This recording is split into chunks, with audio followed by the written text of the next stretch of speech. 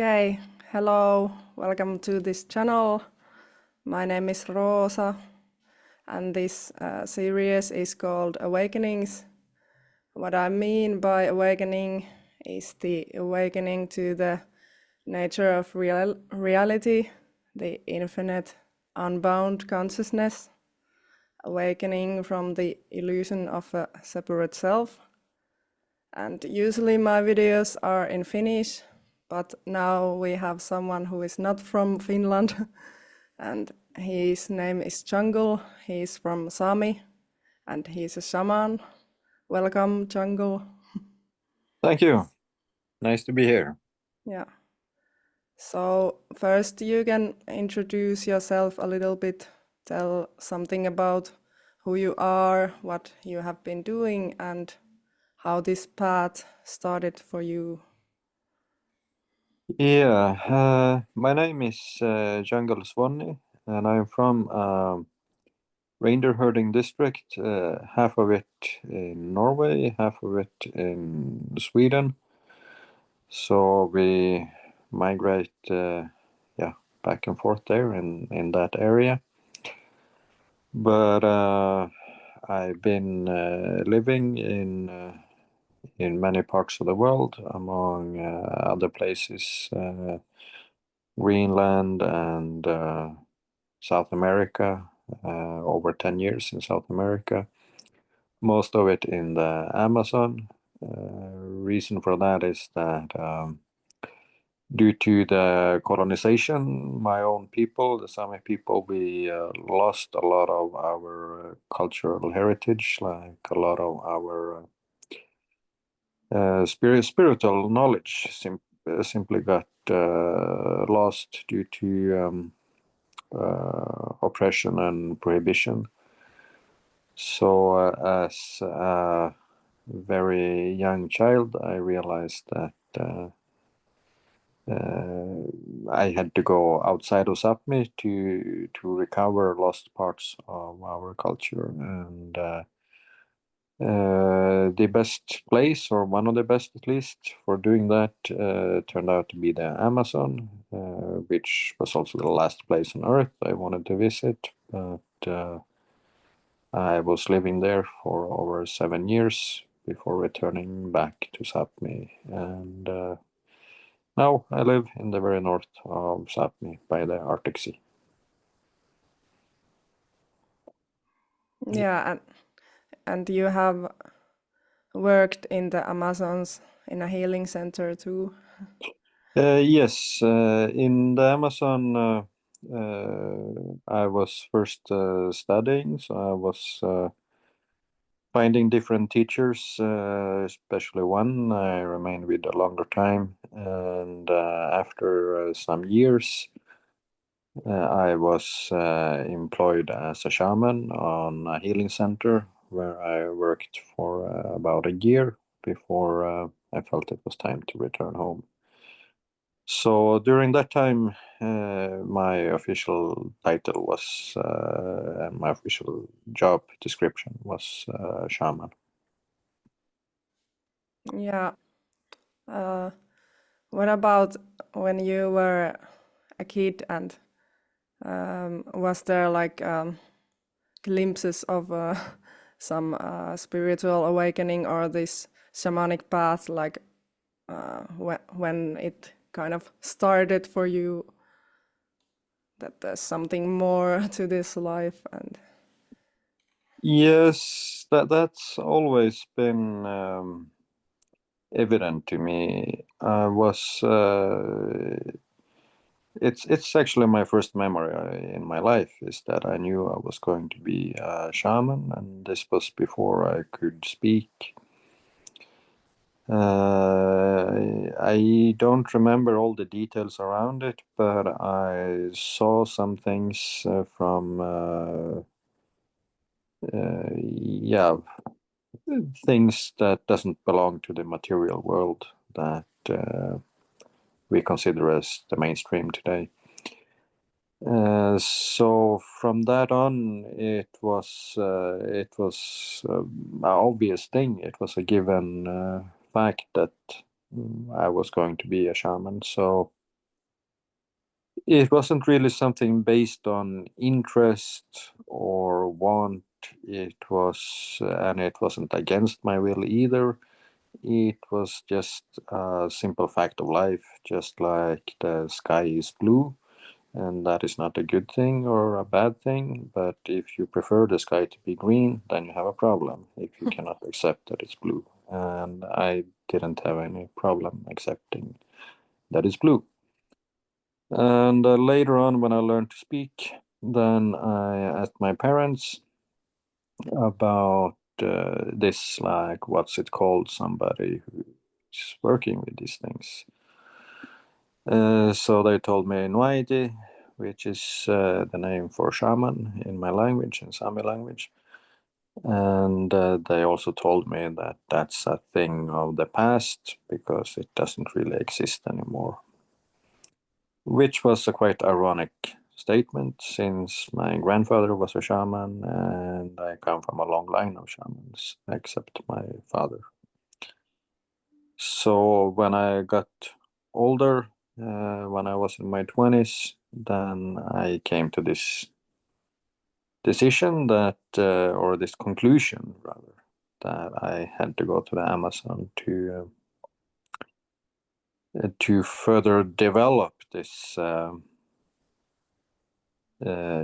this part of myself. And like the previous years before going to the Amazon, I was living alone in the mountains on hunting and fishing because I didn't have enough reindeers to live on reindeer herding, and the district I'm from is one of the most isolated in all of Sápmi. It has no roads and no electricity, and it's very isolated by big lakes.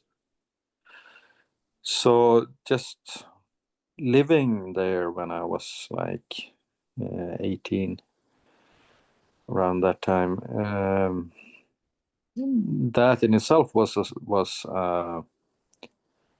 deepening of the spiritual awakening and my training as a shaman, because survival depends on your ability to connect spiritually and understand your surroundings, like obviously the animals you hunt and the fish, but also the snow and the ice, the mountains themselves, the forest.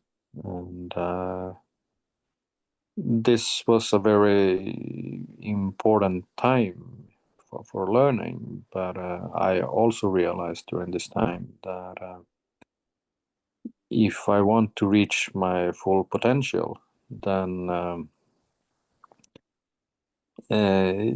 I need to find a living human being that have already done this, that can guide me more.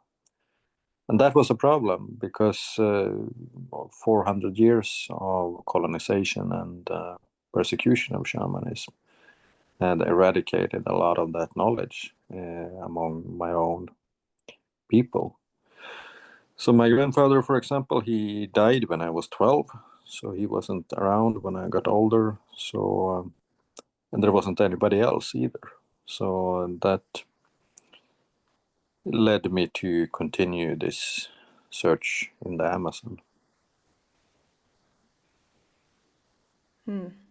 That's interesting.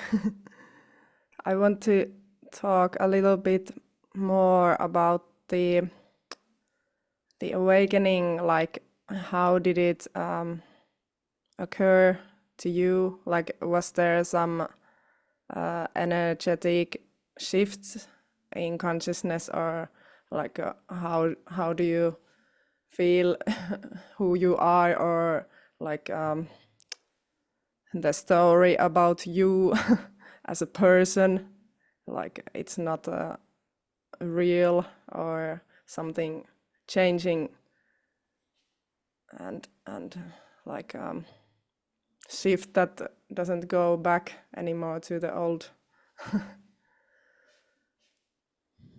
I think that's actually a very difficult question to answer for me because Uh, a lot of people receive their spiritual awakening later in life. And then you can talk about a shift.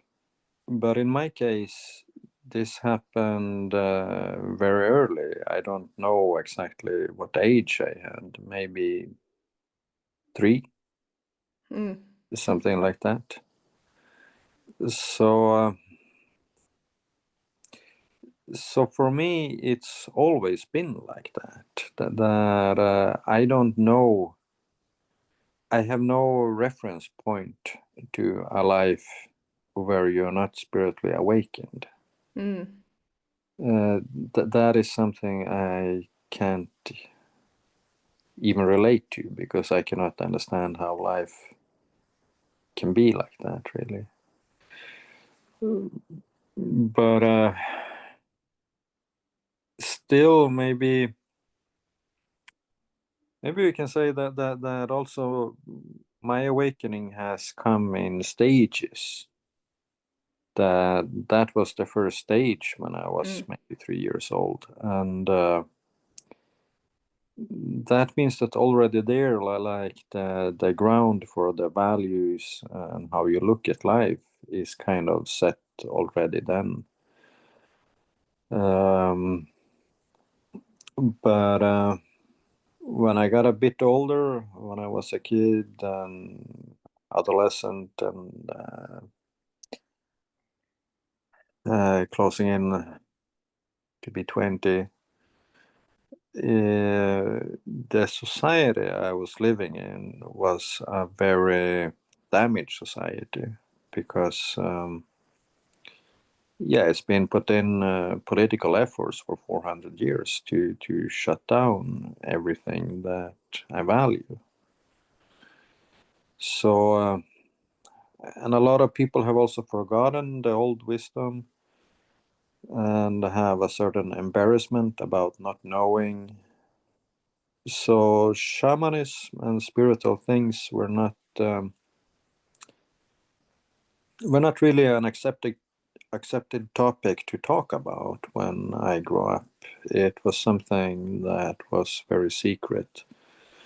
Like, for example, that my grandfather was a shaman. That was not something that was publicly known. That was a secret that only friends and family could know about. So it was difficult to constantly be oppressed and having to hide part of who I am all the time. So the next big happening was when I went to the Amazon, because there it's shamanism is something that's an accepted and natural part of society, and it's nothing strange or unusual about that. So that was a big shift when I got there, because then then being me was all of a sudden a normal thing, and it had never been before. So that was a huge game changer in my life and in my environment, I would say. And there, the training, the shamanic training, leveled up, you can say. I mean, it started to go more. It was more focused, and it was more organized. It was everything became more serious, you can say. So that, in a sense, led to several more smaller awakenings, like new realizations about how life and the world works. But that was very interesting for me, and that did have an impact on my life. But I wouldn't quite call it a spiritual awakening, because that happened so early on that I cannot really say so much about it. But like the experience of time and space and this whole reality, like what is it made of, and it's like for some people it can be a huge shift to realize it's not actually how it looks like a material world. Yeah, I know this, but I don't know it from my own experience. It's more of a phenomenon that I observed a lot, especially in Peru when I was working as a shaman, because then I was doing between 3 and 4 ceremonies per week, and yeah, I got a lot of clients from the Western world, like especially from Australia, New Zealand, and then after that Europe and North America. Also a few from Africa and Asia, but that was very few though. So then I could see on the reaction of people, like when they had their first breakthrough, that was a really big shift. But that's something that I have never experienced myself, because it's kind of always been there. Like another example of this is like when I had ayahuasca for the first time. For a lot of people, that is breaking all of their old beliefs, and it's life changing, and give them a whole new outlook on life and the world, and so. For me, it wasn't like that. It was, but it was still a big thing for me, because I was 20.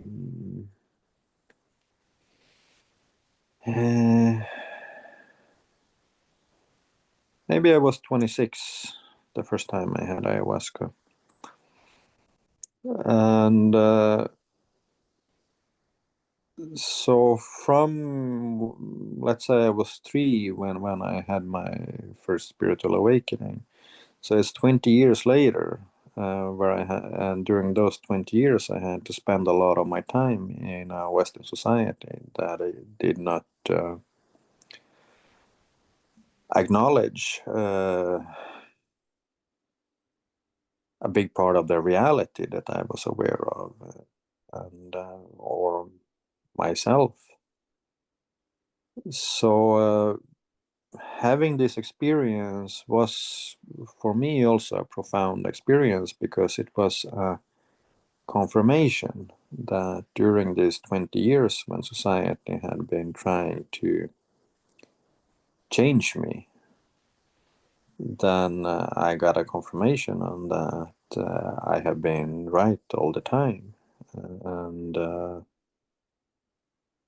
and it probably was important that I had this experience. Who knows? Maybe I could have started to lose faith another 20 years without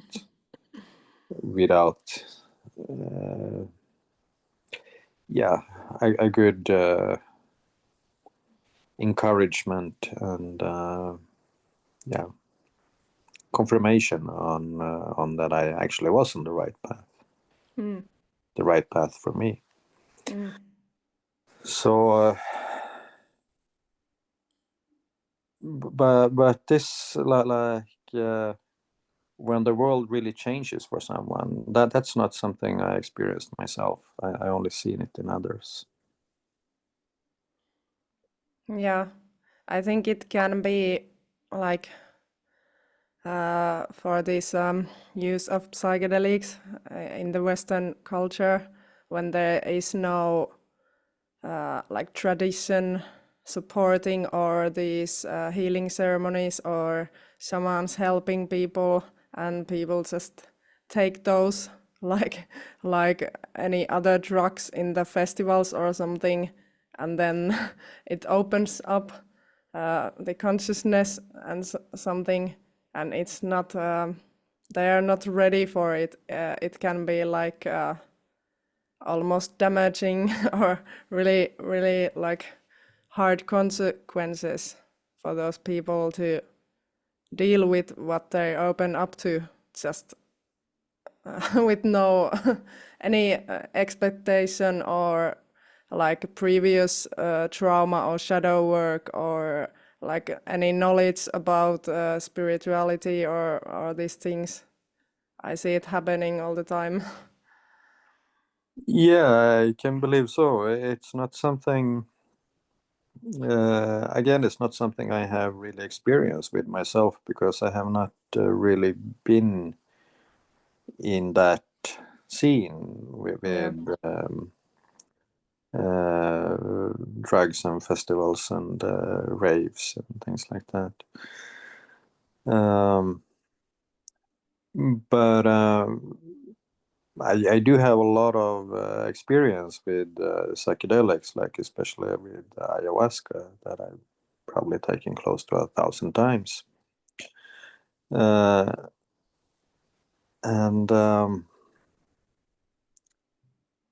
And to me, the idea of taking psychedelics in a setting like that, in a public setting, mixed with in a public setting that's out of control and also mixed with a lot of different substances, that doesn't sound like a good way to go. I mean, I know that some people have had spiritual breakthroughs that way, so I'm not arguing with that. But I basically only have experience with the traditional indigenous way of doing this. And I've seen like how it goes if there is not a skilled shaman managing a ceremony. Then easily there is possibility that the weakest link in the ceremony will get damaged. So that is considered like work ethically very wrong from a shamanic perspective to put people at risk like that. But then again, I do respect everyone's individual search, and it looks different for different people. But to backtrack a bit like this with like an experience that is an awakening. For example, now, as you mentioned, you have this thing that people go and they take something to provoke an experience, which can be a really good thing. But to me, that was always a natural part of life because I was doing this since I was a very small kid. And I was never taught how to do this. This just came naturally to me. That, for example, when I was curious on learning more, then I instinctively just knew that the key to learning more is to alter your consciousness. And when I was a kid, I still didn't know about ayahuasca or even about mushrooms. But to alter your consciousness, there's many ways to do it. So I started out with sleep deprivation. Like I just went out into the forest on a weekend during the fall, and didn't bring sleeping bag or tent. I just cut a mattress made of branches and made a fire, and then lay down in inadequate clothing. So that meant that as soon as the fire went out, I woke up from the cold and had to make a new fire. And I was going on like that for a few nights. And that resulted in sleep deprivation that causes a similar effect to if you take psychedelics. It's another way to enter a trance state. And that's how I started to have, that's how I learned to provoke visions.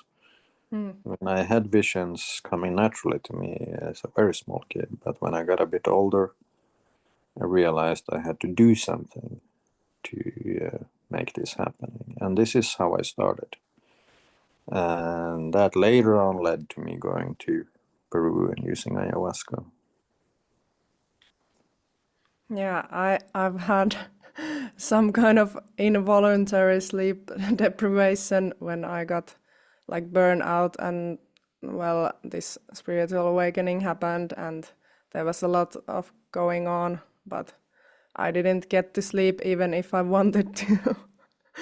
But at some point I noticed this, that I was like getting out of body experiences, especially in the mornings when I wake up too early and try to get some more sleep, and went to into this like lucid dreaming states and different kind of states of consciousness.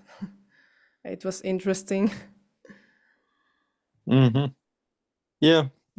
This is something I know about, and I think for most shamans, this is how it begins. That you more or less accidentally start using one technique or another to go into trance, and then something starts happening, and then then you have put a snowball rolling. But I was like denying all of that for a long time. I just only thought that this is spiritual awakening and realization, and I was kind of just into non-duality and those kind of teachings like Zen and Buddhism and all of those, and like this enlightenment, or how you whatever you want to call it, but then it just kind of came clear to me. I wasn't thinking about shamanism. I was just doing stuff like making my drum and singing and doing like energetic healing and all of this and being like guided, but I didn't name that what is guiding me, or but it's like at some point I was like, okay, maybe it's something about that. Yeah. This is kind of how it goes. I think one difference with me is this, that I was never indoctrinated in a different way of thinking or a different society. So this always been normal to me. And when I had my first ayahuasca ceremonies, for example,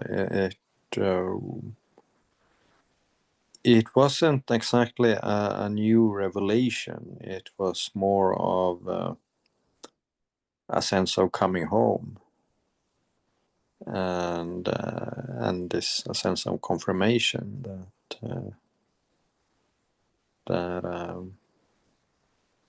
I'm not crazy. That Yeah. this is a big part of the reality that a lot of other people also know about, and this is what I've been able to tap into since I was born, basically. Yeah, and all this connection to nature and everybody else, like all the people, and there's no real separation between anything, and this human character is just like one drop in the ocean and it's not like so important that this person is being born and going to die, and like that makes it like all these thinking patterns that I have to do something with my life and all this like trying to get what you want and all of this, how the world operates or how so many people operate from this egoic consciousness. Mm-hmm. Yeah. And did you feel that when you went to the Amazons that people were like more present and realized there that they were not acting from this egoic consciousness?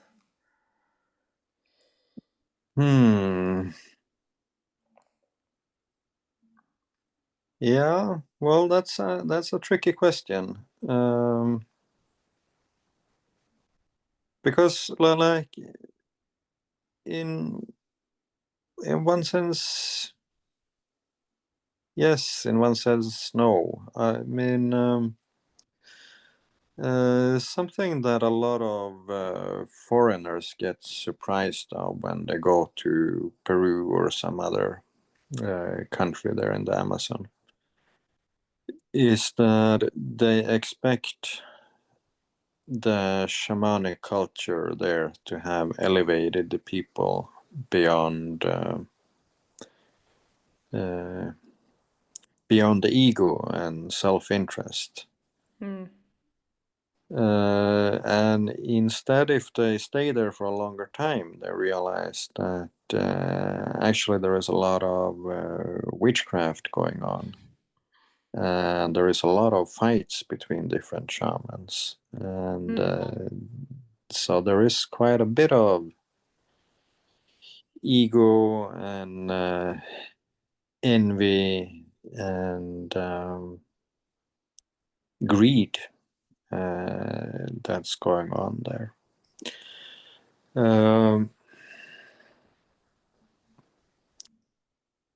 On the other hand, the fact that the world consists of a lot more than the material is something that pretty much everybody knows. And I have hard to imagine how somebody cannot know this. So people there are born and live their life with magic present in a way that it's not happening here in the West. And then, well, maybe then it's relevant to talk about what magic is. And it is said in old scriptures that Moses was schooled in Egypt in magic and science, because there was no difference between magic and science. It was the same subject. And this is something that is becoming more and more evident today, that that's how it is, because science is a way to explain the world and how the world and how life works. And what science cannot explain is labeled as magic. And throughout history, more and more things have moved from being magic to being science. Like the easiest example on that would be acupuncture. 30 years ago, acupuncture was considered magic, something that you could choose to either believe in or not believe in. Today, it's used at modern hospitals because science have understood how stimulation of certain nerve points have an effect on the body. But this doesn't change what it is. I mean, acupuncture always been what it is. It's only the label that have switched from being magic to science. Also, for example, during the medieval age in Europe, healing somebody with herbs was considered magic, witchcraft. Today, the whole pharmaceutical industry is built on the science of studying what plants contains and then replicate it and reproduce it synthetically, the same molecular structure you find in nature. So, yeah, and even placebo. yes, that also. So, and I mean, one of the more newer things is the study of particles. I don't remember if it's electrons or what particles it is, but they behave differently if you observe them or if you don't observe them. Yeah, like quantum physics. Yes. Yeah. So, I mean, science is catching up a lot with shamanism and magic. But the limitation of the traditional science is that nothing can be true until you understand why it's true. While the spiritual approach is that if something is true, then you just accept it as a truth, and it's not so important why it is truth. And the why can be explained in the future. The important thing is that you acknowledge what is. And in that sense, in, for example, Peru, they are way more advanced than we are here in the West, because they regard magic as a natural part of life, while Westerners has a very hard time accepting it as part of the daily reality. Although most people do experience it in their everyday life. If you think about some person and then they all of a sudden call, for example, that's something that most people have experienced, whether they call themselves spiritual or not. But when it comes to this, how do you use this spiritual knowledge? How do you use this magic? Then I don't really think that they are ahead of us in, for example, the Amazon. Because maybe even the other way around, because to them it's so natural that magic is around that maybe they are not searching for a deeper meaning of why. They are simply just using it as a tool. Yeah, there can be like layers of these personalities and trauma, and still if some person is realized, there can be still some like shadows operating if they are Yes. not like embodied like on the emotional level, and like deconstructing the egoic self, or how do you want to call it? Mm-hmm. Yeah, I would say so. Yeah. And still we are like like these animals that can be in a survival mode, just trying to stay alive and do whatever we can. Mm-hmm. Yeah. But it's interesting that I was thinking about this magic and this science, that how the mind tries to explain all of it, but if there is no realization that the mind is part of the science, because it's making the experiments and all of the interpretations of the results and all of it, like you cannot separate the mind from the science. There actually can't be like truly objective science, because you cannot take yourself out of it. Right. Yeah. It can be like tricky. Mm-hmm. Yeah. But spiritual practice, mostly it's like directing people to the direct experience and what is beyond the mind, because the mind is so finite. The the words and all of these explanations cannot touch the truth. What it really is. And there can be understanding on a different level, on experiential level, even if it's not cognized to some theory. Yeah.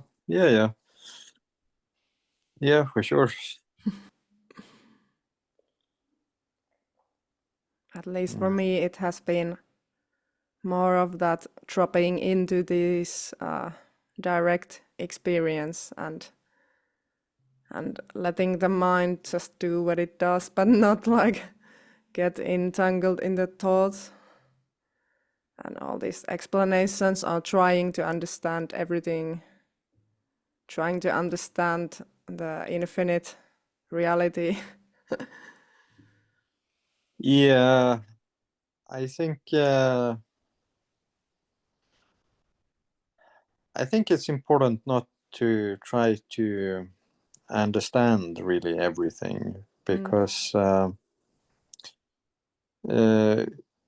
when you feel the need to understand everything intellectually, that can slow you down and put a brake on you, because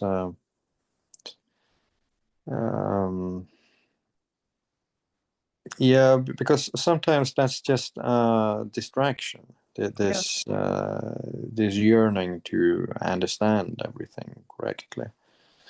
Like an example, I can take when I was working in Peru at the healing center. I once had a client, and my task was to remove some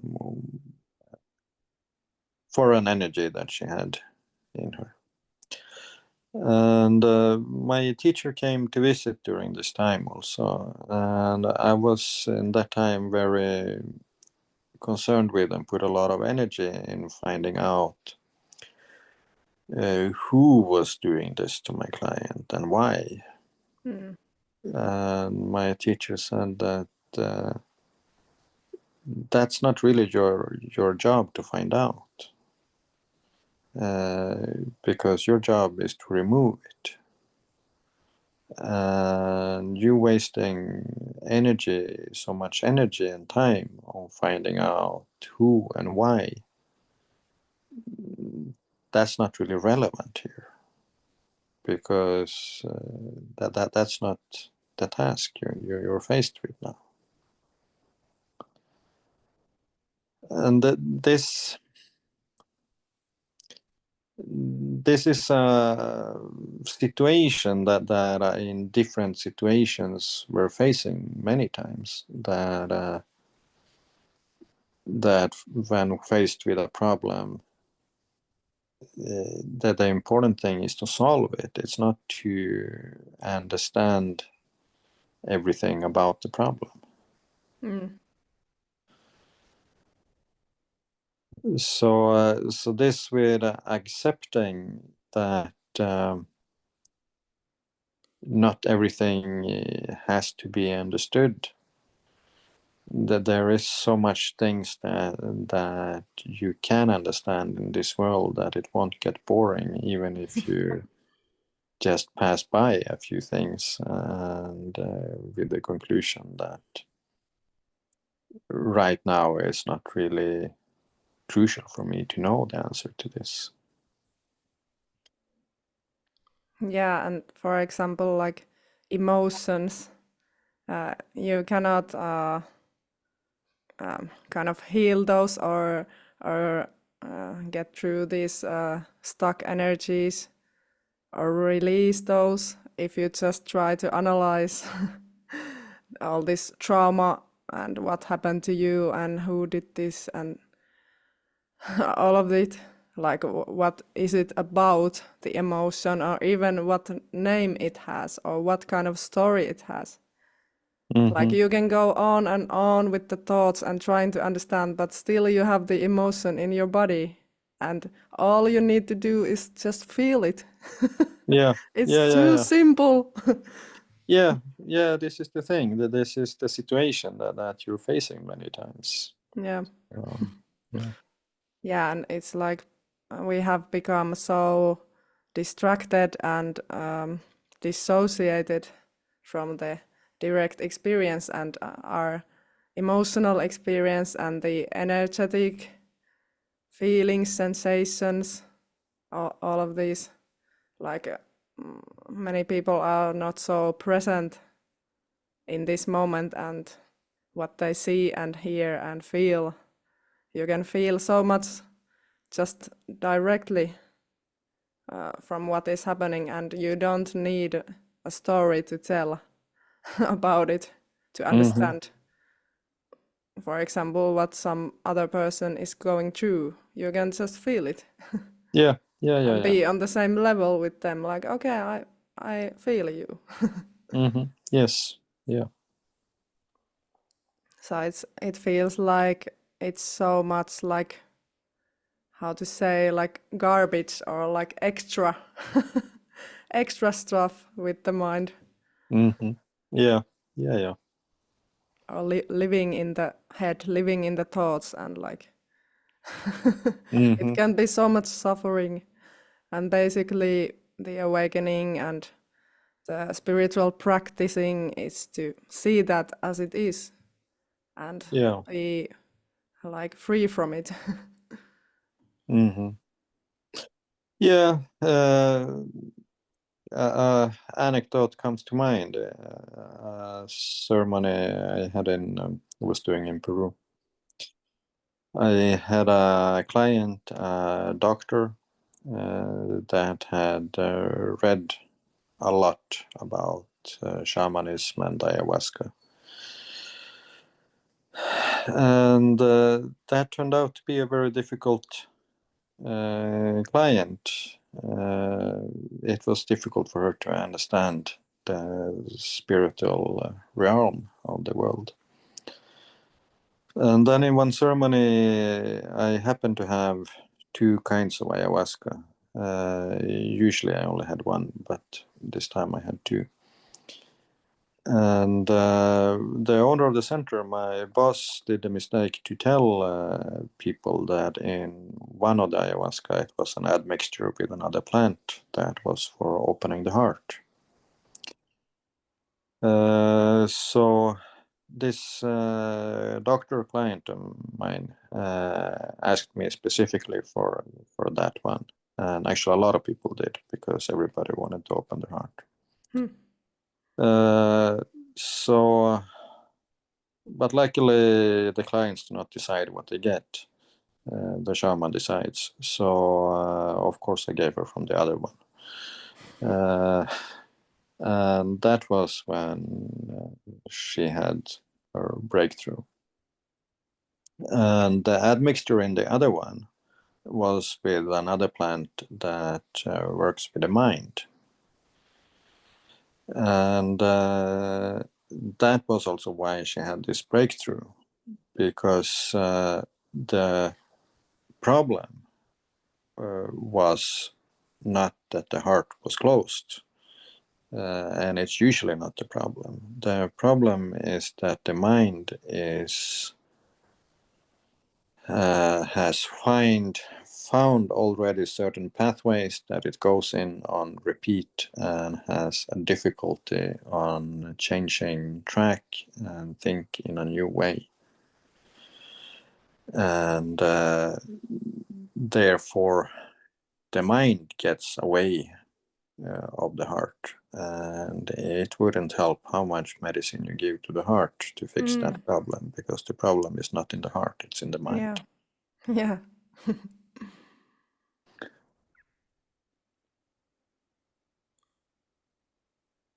Yeah, and also I think meditation is good for that also, to slowly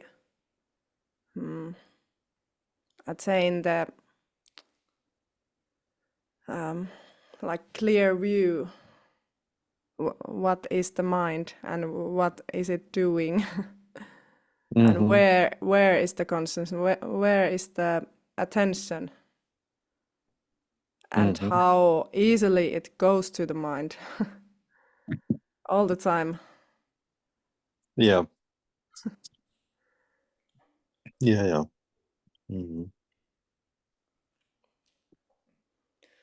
But those plant medicines, they are really powerful tools, and for many people they are like opening up things that would take years and years of practice, or maybe like plant a seed which they can grow and start to meditate and start to do the practice and start to investigate their own experience.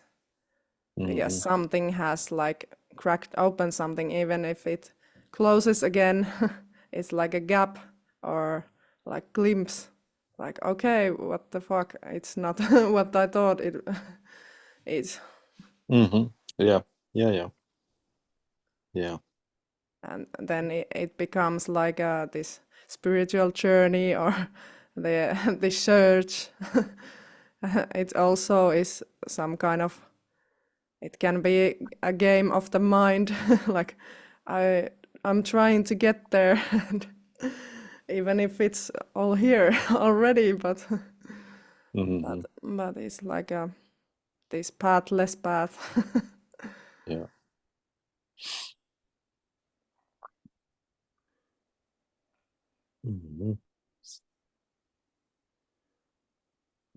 I'm also learning more about shamanism, and one interesting thing is like it's not really in contradiction to non-duality and all of this spiritual knowledge, because at some point I was like thinking like the experience of nothing being separate, like there's no self. So how could there be like energies outside and inside, or all of this? Like it was confusing for the mind to understand, and working with those energies, like, is there even a point and what is it doing? But I somehow came to the conclusion that even if the realization of the absolute we have seen, it's not like still this stream is going on. Still we need to eat some food and pay our bills and all this like really ordinary stuff. It doesn't change. Our body get sick, and we need to cure it, and all of it. So it's like just working in this stream. Yeah.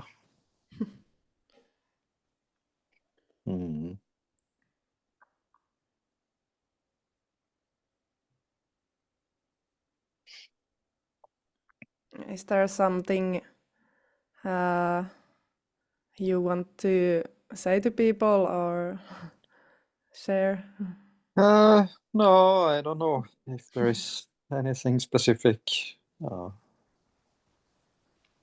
Yeah, I think we could talk so much about shamanism and all these things, but maybe this is it.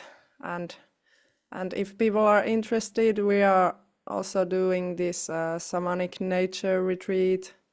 Next summer we have been doing these couple of summers now, and Jungle is there giving lectures about shamanism, and we are doing hikes. It's in Lapland, and I'm also there guiding meditation, and we will see what else. There are also some other wisdom keepers organizing this event, so if anyone is interested, welcome to join us. Mm-hmm.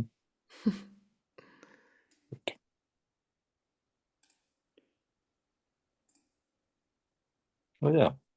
Well, thank you. Thank you.